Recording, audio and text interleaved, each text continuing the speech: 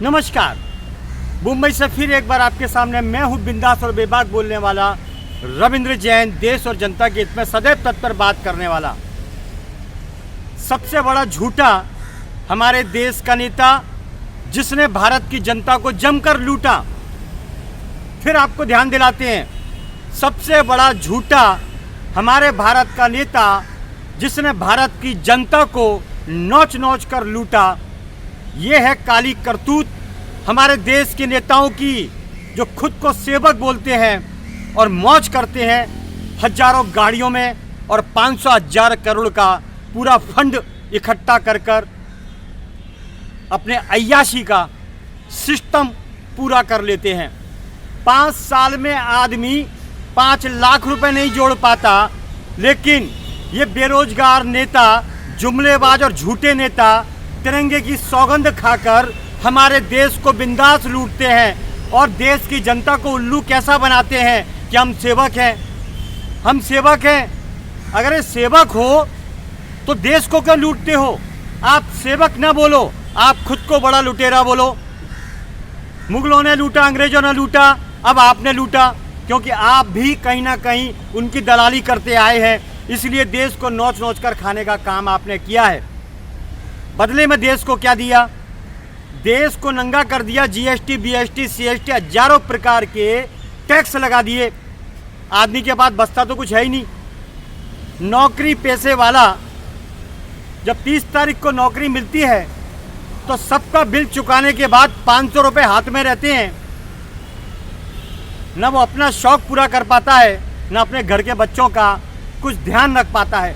ऐसी हालत है और बचा कुचा। हर ऑफिस में जाओ वहाँ वसूली करते हैं, हर ऑफिस में जाओ वसूली। नौकरी करते हैं सरकार की, देश की जनता के लिए, वहाँ पर भी वसूली करते हैं। हर आदमी से 500, 1000, 2000, 5000 रुपये की हर ऑफिस में डिमांड है। तो ऐसे लोगों को गद्दार घोषित क्यों नहीं किया जाता है? जो नेता है वो भी वसूली करता है। फुटपाथ पर अवैध कब्जे करा दिए नेताओं ने, ड्रग्स के धंधे करा दिए नेताओं ने।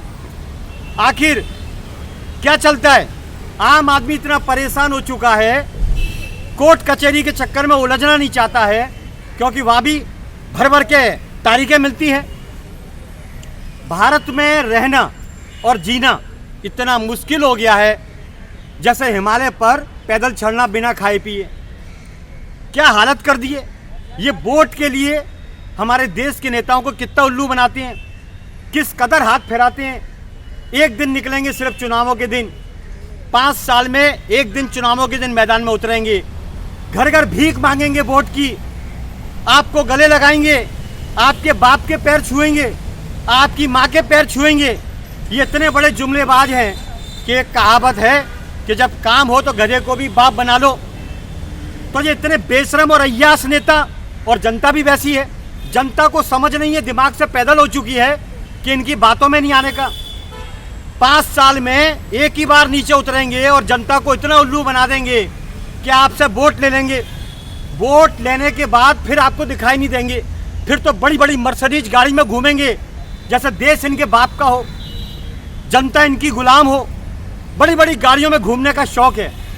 ये सत्ता पर आते हैं अय्याशी करने के लिए, क्योंकि सत्ता का जो खर्चा है वो देश की जनता देती है, और जनता देश की जो खर्चा देती है वो देना पड़ेगा।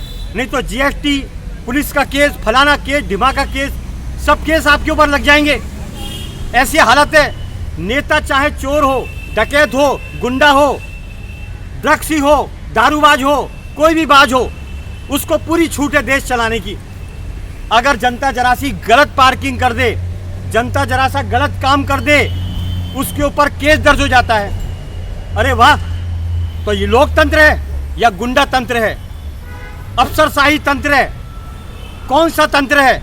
आखिर माननीय सर्वोच्च न्यायालय जी, इन नेताओं की गुंडागिर्दी पर अगर अंकुश नहीं लगाया गया, इनकी मनमानी पर ध्यान नहीं दिया गया, तो देश का बर्बाद होना निश्चित है 100%।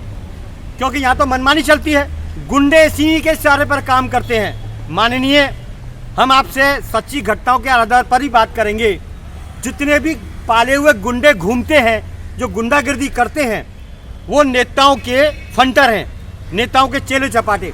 क्योंकि गुंडागिर्दी वही आदमी कर सकता है जिनके सिर के ऊपर नेताओं का हाथ हो, वरना किसी की ताकत ही नहीं है।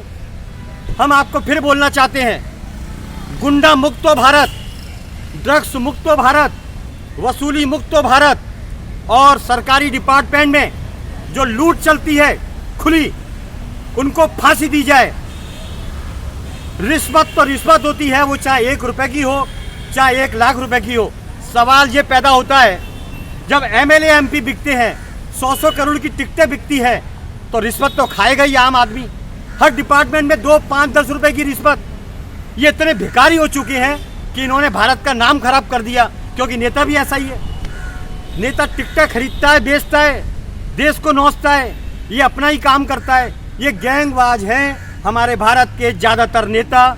माननीय एक ही नेता का हम नाम लेंगे जो व्यवस्थित काम करता है इस समय देश हित में, वो है संत योगी आदित्यनाथ। आजकल तो संतों की भी हत्याएं हो रही हैं भारत के अंदर। अभी कर्नाटक में एक जैन संत के टुकड़े कर दिए। अब देखिए, अब संतों को काटना शुरू हो गया। जैसे सब्जी काटते हैं, मुर्गे भैंस बकरी काटते हैं, अब संतों का नंबर आ गया। संतों के देश में संत भी सुरक्षित नहीं। तो मेरा मानना है माननीय सर्वोच्च न्यायालय जी, इन नेताओं से डोर सीट छीन ली जाए, क्योंकि ये सीट अय्याशी पूरी करने के लिए आते हैं। इनको उतारा जाए सीट से और एक ही व्यक्ति को लाया जाए, योगी आदित्यनाथ को भारत की डोर समझा दी जाए। वो ठोकेगा, तारीख पे तारीख नहीं देगा, देश व्यवस्थित हो जाएगा। अन्यथा हमारे भारत के ज़्यादातर 99% नेता अय्याशी करने के लिए आते हैं सत्ता पर सिर्फ अय्याशी करने के लिए आते हैं। ये 100% सच है, क्योंकि इनके ऊपर कानून नहीं लगता है, इनके ऊपर ईडी नहीं लगती है, इनके ऊपर कुछ नहीं लगता है। माल ले के थैले भर के इनका काम होता है। इनका एक ही काम है, भारत को लूटो। चलिए, आज इतना ही काफ़ी है। फिर आऊँगा नए विषय के साथ। मैं हूँ मुंबई से रविंद्र जैन। जय हिंद।